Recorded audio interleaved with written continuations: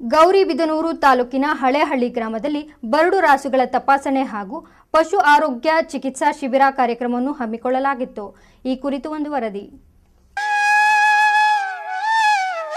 ಗೌರಿಬಿದನೂರು ತಾಲೂಕಿನ ಹಳೇಹಳ್ಳಿ ಗ್ರಾಮದಲ್ಲಿ ಹಮ್ಮಿಕೊಂಡಿದ್ದ ಬರಡು ರಾಸುಗಳ ತಪಾಸಣೆ ಹಾಗೂ ಪಶು ಆರೋಗ್ಯ ಚಿಕಿತ್ಸಾ ಶಿಬಿರ ಕಾರ್ಯಕ್ರಮವನ್ನು ಡಾಕ್ಟರ್ ಆನಂದ್ ಮಾನೇಗೌಡ ಉದ್ಘಾಟಿಸಿದ್ದಾರೆ. ಗ್ರಾಮ ಪಂಚಾಯಿತಿಯ ಹಾಲು ಉತ್ಪಾದಕರ ಸಹಕಾರ ಸಂಘದ ಆವರಣದಲ್ಲಿ ಜೆಕೆವಿಕೆ ಕೃಷಿ ವಿದ್ಯಾಲಯ ಬಿಎಸ್ಸಿ ಬಿಟೆಕ್ ವಿಭಾಗದ ವಿದ್ಯಾರ್ಥಿಗಳಿಂದ ಗ್ರಾಮೀಣ ಕೃಷಿ ಕಾರ್ಯಾನುಭವ ಚಟುವಟಿಕೆ ಅಡಿ ಪಶುಸಂಗೋಪನಾ ಇಲಾಖೆಯ ಆಶ್ರಯದಲ್ಲಿ ಬರಡು ರಾಸುಗಳ ತಪಾಸಣೆ ಹಾಗೂ ಪಶು ಆರೋಗ್ಯ ಚಿಕಿತ್ಸಾ ಶಿಬಿರವನ್ನು ಆಯೋಜಿಸಿದ್ರು.